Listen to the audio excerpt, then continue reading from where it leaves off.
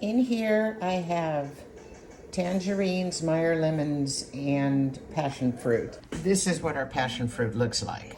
You cut the passion fruits, and then what you do is you drain them, and then you get that liquid, and that little liquid is what you put in there. It's very powerful.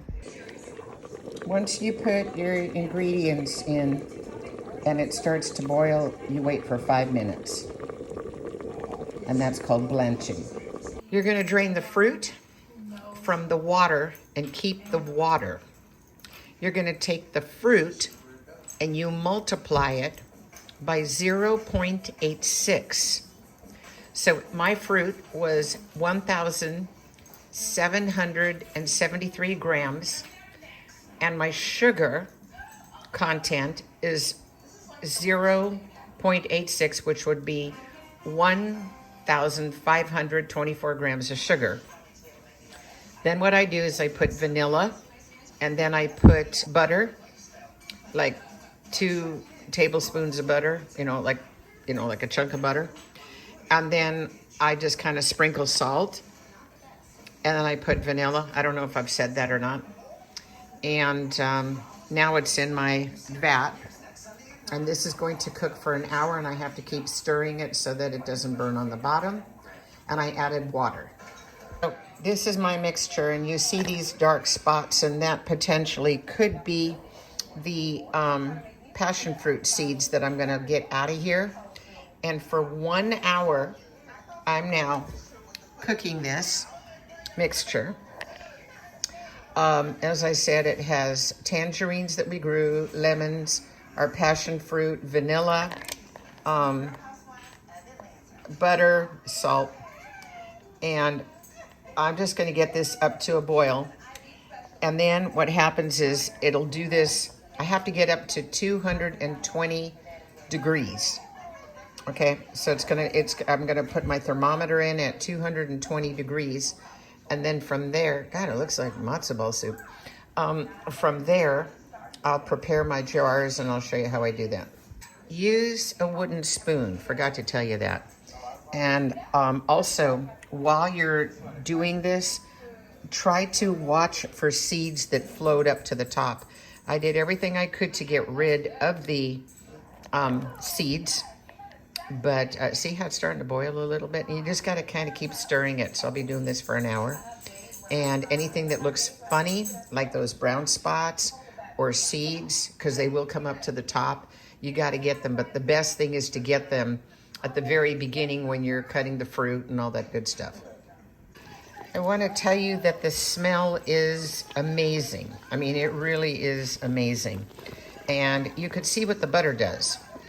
You know what I mean? I've got a pretty big pan, and you can see what's going on. So I got to keep stirring it, all right, because I don't want the bottom to, stick, all right? But again, I'm looking for seeds that are coming up to the top. Nobody wants to eat brown spots or seeds. It's inevitable. I probably removed about 100 seeds because of all the fruit we had. My wooden spoon is from my grandmother. I believe she brought that from Austria when she went back or something like that. It's probably from the 40s, I think. But anyway, you have to use a wooden spoon. Don't use anything else. So I've been at this now for 30 minutes. You have no idea how amazing this smell is. You can see that it has evaporated, okay? And what I'm going to start doing is measuring the temperature to see if it's at 220, okay? I've only gone 30 minutes. And I probably have like another 20 minutes to go. I'm not even going to measure the temperature because it's not. Remember I told you that, you just kind of have to measure it. See, it's not just, it needs to kind of thicken up a bit just from being cooked, okay? There are a lot of pieces in there.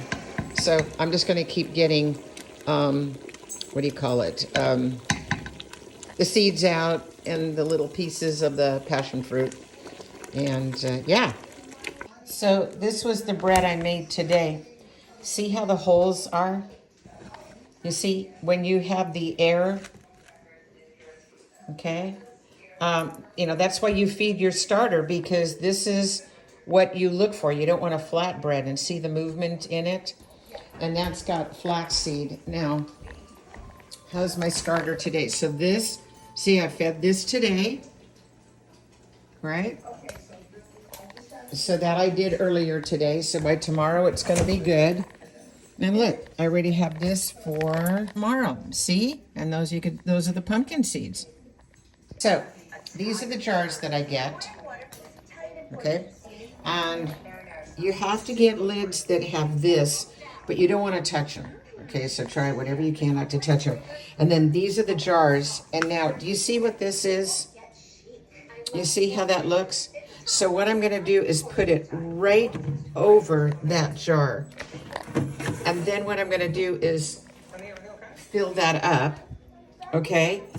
I won't be able to videotape it. Basically, I'll have a ladle, and it'll go right up in here.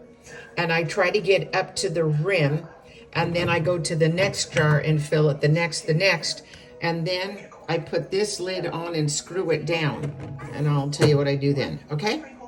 So you can see I have my mixture here. It got up to 220 degrees. I've got some of my jars here, and I'm going to ladle this in here, and I wish I could do it, but I can't because it's very, very hot. But you get the idea. Okay, you cannot have any junk on any of it, okay? And then once these things get put on here, okay, boom. Does that have, oh, that has junk on it. So, okay, I got to put this down. So I'm putting the lids on, and as you put the lid on, there's a little bit of something in there I don't like. It's just a seed, or not a seed, it's, yeah, one of the seeds from the passion fruit. Okay, so now I'm going to put these on. Boom, boom, boom, boom. I do this usually really fast. These things have to be absolutely sterile clean, and then I'm going to screw the lids on. This batch made 10. I've got 2 empty jars. I've got 2 here, and the rest of them are boiling in water. Okay, so what I'm going to do is boil this for about 5 minutes, and I'm going to listen for something that goes bing. Like, listen. Hold on. See how that's bouncing up? See how that bounces up? So some of these, let's see. Okay. Do you hear that? That's not good, but look at, you see that didn't bounce up, so I can take this guy out. This already sealed. It's really all about feeling. You hear that one? See, that didn't do it. That's got to bounce. That's got to bounce. That's got to bounce. Okay? So I'm going to put these guys in here.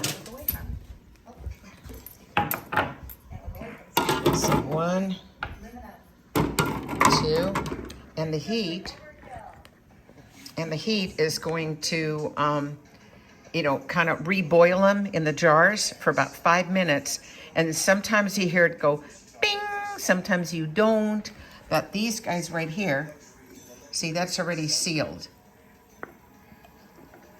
See, it made a little noise right there. But anyway, that's the whole trick to doing this. It's pretty time consuming. That's why you want to do like 10 jars, 20 jars at a time. Okay, time to clean up. So this is my active sourdough starter. It'll be ready by tomorrow. These are our passion fruits, loaf of bread that I made today. The holes are really good. Again, that's why you need an active sourdough starter. So this tool is great. You see? See that? That gets it out of the water. You know, if you're not used to high heat, this tool is like super lifesaver, okay? Anyway, so there you go.